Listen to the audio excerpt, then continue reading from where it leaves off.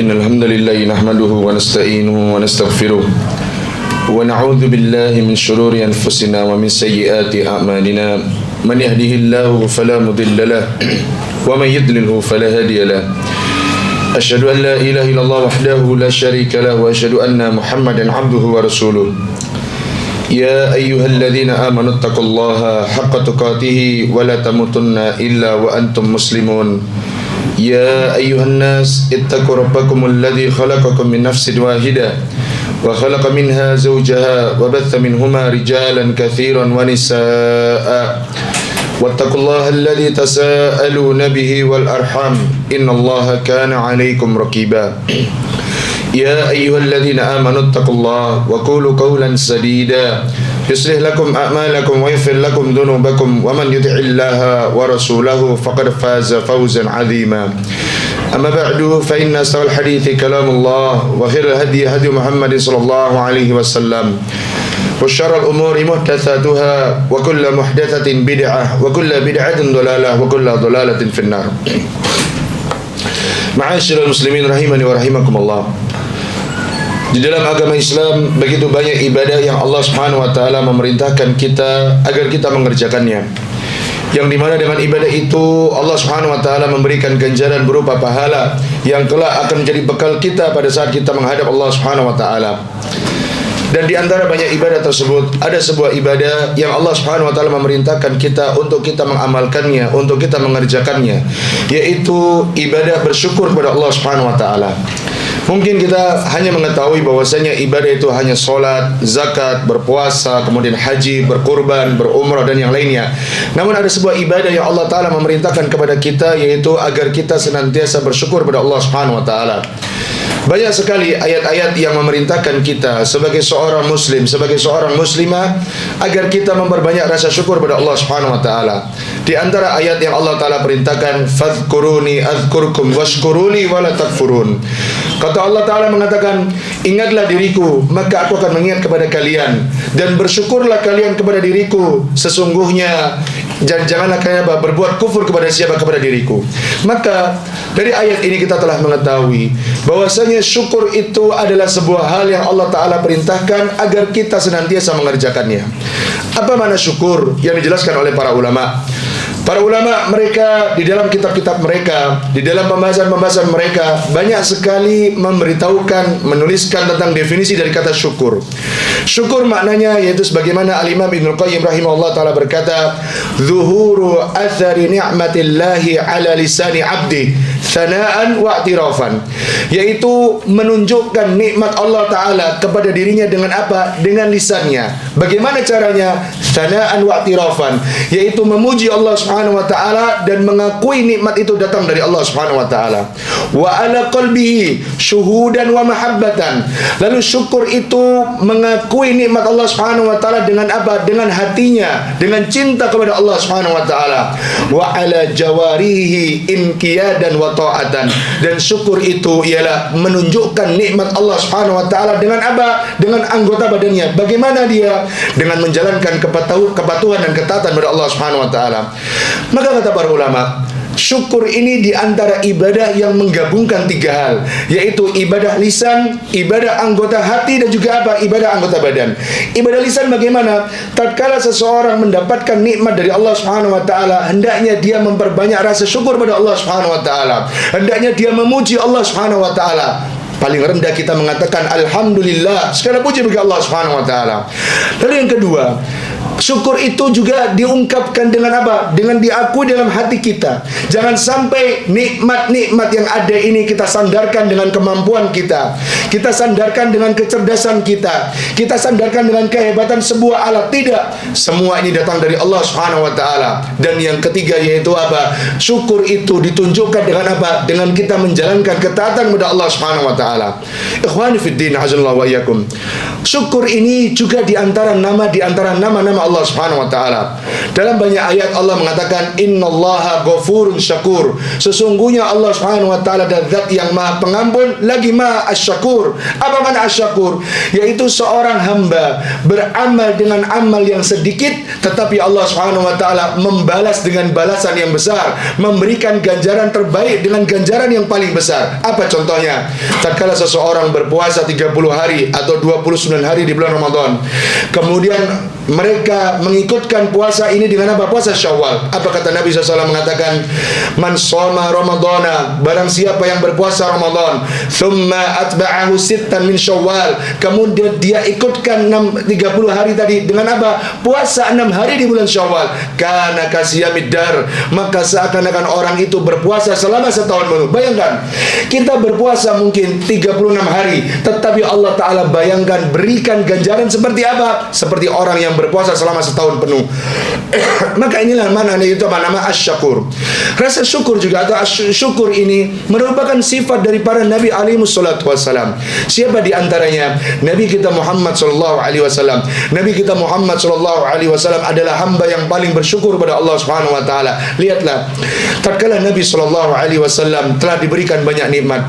Nabi sallallahu alaihi wasallam dosa-dosanya yang telah lalu dan juga dosa-dosanya yang akan datang telah diampuni oleh Allah Subhanahu wa taala, tapi Nabi SAW tetap beribadah kepada Allah Subhanahu wa taala. Suatu ketika Aisyah radhiyallahu taala anha melihat Nabi SAW melaksanakan salat malam hingga kaki beliau mengeras, mengapal. Sebagian orang mengatakan kaki beliau membengkak. Lalu kemudian Aisyah bertanya, "Ya Rasulullah, atasna'u hadza?" Ya Rasulullah, apakah engkau berbuat demikian?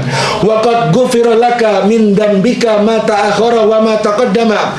Dan dosa-dosamu ya Rasulullah yang lalu dan akan datang sudah Allah Ta'ala ampuni. Apa jawaban dari Nabi SAW mengatakan, afala akunu abdan syakura. Wahai Aisyah, apakah aku tidak boleh menjadi hamba yang bersyukur kepada Allah Subhanahu wa taala? Lihatlah Nabi kita Muhammad, Pak, adalah orang yang telah diampuni dosanya. Apakah dengan kita? Bagaimana dengan kita? Tidak ada ampunan dan tidak ada jelas apakah kita diampuni dosanya Allah Subhanahu wa taala. Tetapi Nabi SAW tetap melaksanakan beribadah kepada Allah Subhanahu wa taala. Maka dari ikhwan fiddin, azallahu ayyakum, ada beberapa hal agar kita ini menjadi orang yang pandai bersyukur. Yang pertama, hendaknya kita sering-sering melihat ke bawah dari saudara-saudara kita. Kondisi yang kita miliki saat ini, ketahuilah, adalah kondisi yang dirindukan, kondisi yang diinginkan oleh sebagian dari saudara-saudara kita. Maka dari itu Nabi SAW memerintahkan kepada kita sebagai seorang muslim, unduru ila man huwa asfala minkum wala tanduru ila man huwa fawqakum, dzalika ajdaru alla tasdaru ni'matallahi alaikum. Nabi SAW katakan, wahai manusia, wahai para sahabat, senantiasalah kalian melihat ke bawah dan jangan kalian melihat orang-orang yang berada di atas kalian. Kenapa? Dzalika ajdaru alla tasdaru ni'matallahi alaikum. Yang demikian itu agar apa? Kalian tidak bermudah-mudahan dalam rangka mencela nikmat Allah Ta'ala. Ketahuilah, rumah yang kita punya mungkin ada kurang sana dan sininya. Itu adalah rumah yang diidam-idamkan oleh saudara-saudara kita. Mobil yang kita miliki, kendaraan yang kita punya, jabatan yang kita punya, yang mungkin kita merasa ada kurang sana dan sini, ada celah sana dan sini, ada cacat ini dan itu, adalah rumah, adalah motor, adalah mobil, adalah jabatan yang dirindukan oleh orang-orang yang berada di luar sana. Maka perbanyak rasa syukur pada Allah Subhanahu wa taala. Dengan apa? Dengan kita senantiasa melihat ke bawah. Kemudian yang kedua, agar kita menjadi orang yang pandai bersyukur pada Allah Subhanahu wa taala, tatkala melihat satu nikmat, maka lihat dari semua sisi. Jangan kita melihat satu nikmat itu dari sisi saja. Semisal seorang istri, di antara nikmat istri ialah kita bisa bersenang-senang dengannya. Ada yang memasakkan kita, ada yang menyetrikakan pakaian kita, ada yang menjaga anak-anak kita tatkala kita bekerja. Itu hanya beberapa nikmat yang baru kita bisa lihat. Tetapi pernahkah kita memikirkan tentang nikmat istri kita? Apa di antara yang paling besar? Istri kita senantiasa menutupi aib-aib kita. Istri kita senantiasa menjaga kejelekan-kejelekan kita, terutama di hadapan siapa? Di hadapan orang tua kita. Di hadapan siapa? Di hadapan mertua kita. Di hadapan siapa? kita, di hadapan anak-anak kita. Maka dari itu, suatu ketika Allah Ta'ala mengatakan, wa ashiruhunna bil ma'ruf. Wahai manusia, wahai para lelaki, hendaknya kalian mempergauli istri-istri kalian dengan apa? Dengan cara yang ma'ruf. Fa'asa an takrahu syai'a wa yaj'alallahu fi khairan katsira. Boleh jadi engkau membenci satu akhlak, membenci satu sifat, membenci satu perangai dari seorang istri, tetapi Allah Ta'ala berikan kebaikan yang banyak dari istri-istri kita. Bukankah juga Nabi SAW mengatakan, la yafraq mu'minun mu'minatan, janganlah seorang mukmin itu bergampang-gampangan mengucapkan kalimat cerai kepada siapa? Kepada istrinya. In kariha minha khuluqan radiya minha akhar. Maka tatkala dia melihat ada keburukan, membenci satu hal dari istrinya, maka hendaknya dia ridho kepada akhlak yang lain. Ikhwan, janganlah kita memandang satu nikmat itu dari satu pandangan saja. Janganlah kita melihat satu nikmat itu dengan apa? Melihat dari satu sisi saja. Tapi hendaknya seorang muslim melihat dari semua sisi, melihat dari semua arah betapa besar nikmat Allah Subhanahu wa taala kepada siapa? Kepada diri kita. Aqulu qauli hadza wa astaghfirullah li wa lakum wa lissairil mu'minina wal mu'minat innahu huwal ghafurur rahim.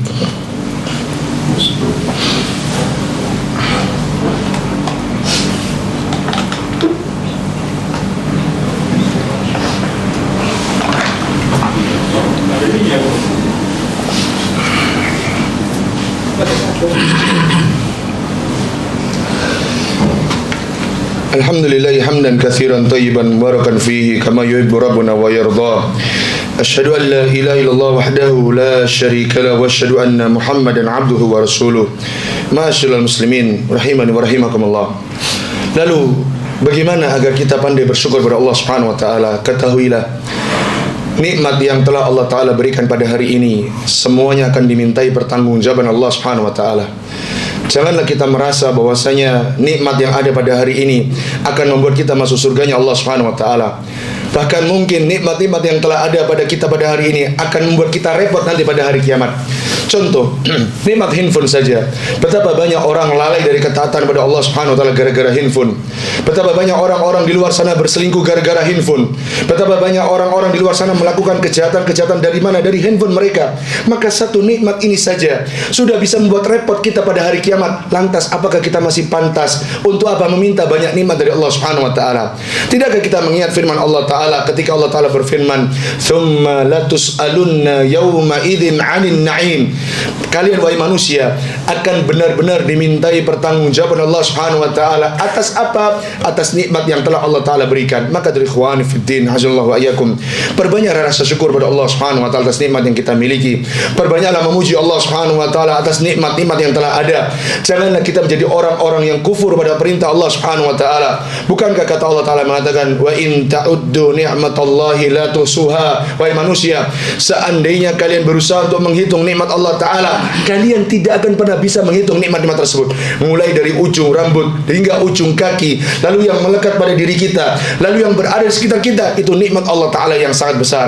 Janganlah kita senantiasa menganggap nikmat itu hanya dengan harta. Janganlah kita menganggap nikmat itu hanya dengan uang, dengan jabatan, dengan rumah, dengan mobil, dengan kendaraan atau yang lainnya. Tetapi lihatlah betapa besar dan agungnya Allah Ta'ala, sehingga Allah Ta'ala masih memberikan kepada kita banyak nikmat. Bersama dengan itu pula, na'udzubillah, kita masih sering memaksiati Allah Ta'ala. Kita masih sering mengkufuri perintah Allah Ta'ala. Kita masih membangkang kepada Allah Subhanahu wa ta'ala. Na'udzubillah, thumma na'udzubillah. Kemudian terakhir, perbanyaklah panjenengan berdoa kepada Allah Ta'ala dengan mengatakan, Allahumma a'inni ala dzikrika wa syukrika wa husni ibadatik. Kata Nabi SAW, katakan, ya Allah, tolonglah aku untuk apa? Untuk mengingat dirimu. Tolonglah aku yang kedua, yaitu apa? Untuk senantiasa bersyukur kepada Engkau ya Allah. Dan tolonglah aku ya Allah agar aku senantiasa menjadi orang yang beribadah dengan peribadatan yang baik. Pernahkah kita meminta kepada Allah agar kita menjadi hamba yang bersyukur? Pernahkah kita meminta kepada Allah agar Allah Ta'ala jadikan kita hamba yang pandai bersyukur? Maka dari ikhwan fiddin, ajallahu wa yakum, pandai-pandailah bersyukur atas nikmat Allah Ta'ala.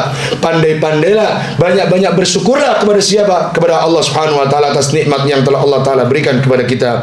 Innallaha wa malaikatahu yusalluna 'alan nabi ya ayyuhalladzina amanu sallu 'alaihi wa sallimu taslima ya hayyu ya qayyum bi rahmatika astaghits. Allahumma salli 'ala Muhammad wa 'ala ali Muhammad. Allahumma fir lil mu'minina wal mu'minat wal muslimina wal muslimat al ahya'i minhum wal amwat innaka sami'un qaribun mujibud da'awat ya qadil hajat. Allahumma inna nas'aluka al huda wat tuqa wal afafa wal ghina. Allahumma inna nas'aluka ilman nafi'an wa rizqan tayyiban wa amalan mutaqabbalan. Allahumma aslih wulata umurina. Allahumma aslih wulata umurina. Allahumma aslih wulata umurina. Allahumma a'inna ala dzikrika wa syukrika wa husni ibadatik. Allahumma a'inna ala dzikrika wa syukrika wa husni ibadatik. Allahumma a'inna ala dzikrika wa syukrika wa husni ibadatik. Rabbana la tuzigh qulubana ba'da idh hadaitana wa hab lana min ladunka rahmah innaka antal wahhab. Rabbana ighfir lana wa liwalidina warhamhuma kama rabbayana shighara. Rabbana hab lana minas solihin. Rabbana hab lana minas solihin. Rabbana hab lana minas solihin. Rabbana atina fid dunya hasanah